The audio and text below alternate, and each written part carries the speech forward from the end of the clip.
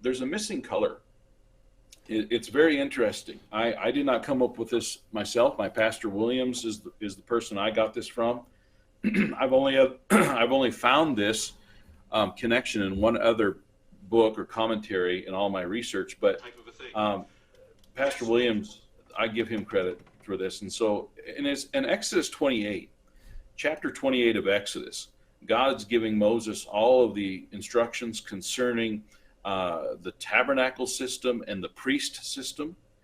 And there's a breastplate, an ephod, a robe, broidered coat, mitre, girdle, holy garments.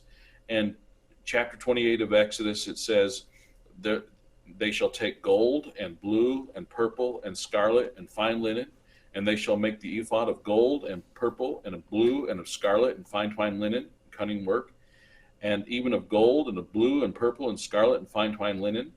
And it keeps repeating this phrase over and over again, and gold and blue and purple and scarlet, fine twined linen. And then it talks about an ephod with a lace of blue. And then it talks about the robe of the priest would be all of blue. It talks about the covering for the ark. It would be covered in blue. And yet the bells of gold, the blue, purple, scarlet, all referring to the holiness of the Lord. And there'd be a blue lace upon the mitre. And so there's lots of blue. And blue was the dominant color in chapter 28 of Exodus. If you do any artwork correctly with what Exodus teaches, you'll see that blue is the most predominant color in the priest system and in the tabernacle system.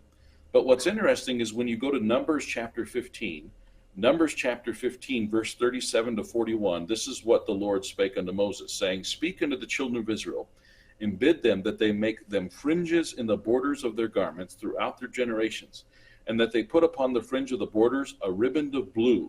And it shall be unto you for a fringe, that ye may look upon it, and remember all the commandments of the Lord, and do them, and that ye seek not after your own heart and your own eyes, after which ye used to go a-whoring, that ye may remember and do all the commandments, and be holy unto your God. I am the Lord your God, which brought you out of the land of Egypt, to be your God. I am the Lord your God. So the blue was to be an indicator that they were no longer whoring.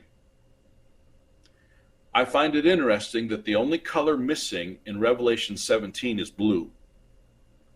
And she's called the whore, the mother of harlots. I don't think it's off. I think Pastor Williams was right on the money when he pointed that out. The purple, the scarlet, the gold is all there, but there is not one mention of blue in that entire passage. I don't even think blue is mentioned in the entire book of Revelation. And blue was the indicator that they weren't whoring. And if the blue is missing, that means they are whoring. And so spiritually speaking, I think there's a great connection there.